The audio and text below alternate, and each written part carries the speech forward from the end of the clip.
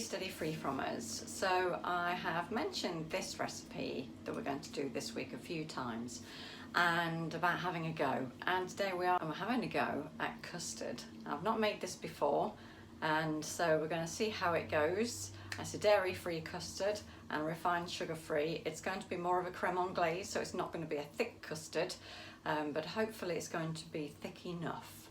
Okay, so let's get cooking. The milk, the vanilla pod and the gelatin. Yeah. Oh, it looks vile. Okay, so it looks disgusting, but it smells great. Pretty sure this is what's not supposed to happen. I think maybe this is what liposuction looks like. Oh, it gets worse. That's not what you want your custard to look like. This is a fail.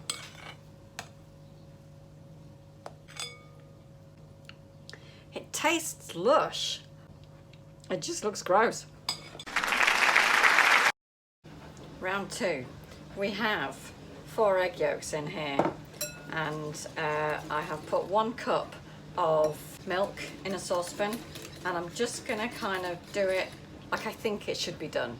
So I think I need to temper the eggs this time and make sure they don't cook.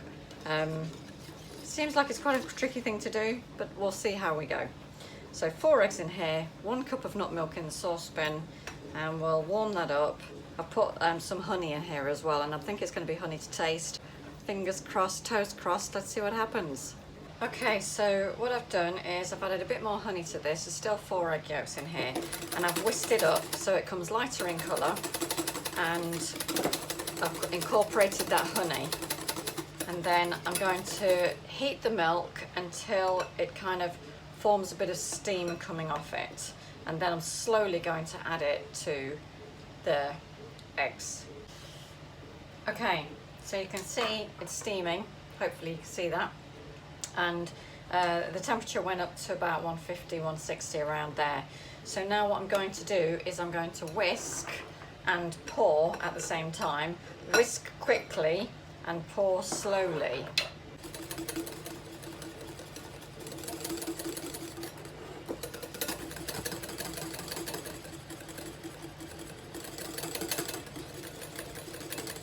Now here we call this tempering the eggs.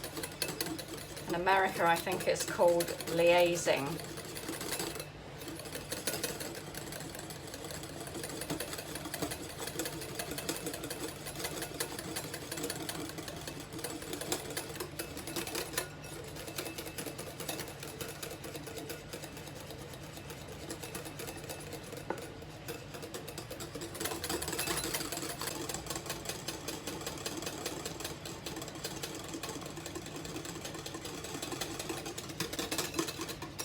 Okay, so we've fully incorporated all of the milk now. Now, what we could do is put it back in the pan, but because of what happened last time, I don't want to do that. So I'm going to put it over a double boiler. Eggs cook at about 180. So I don't want this mixture to get hotter than 180.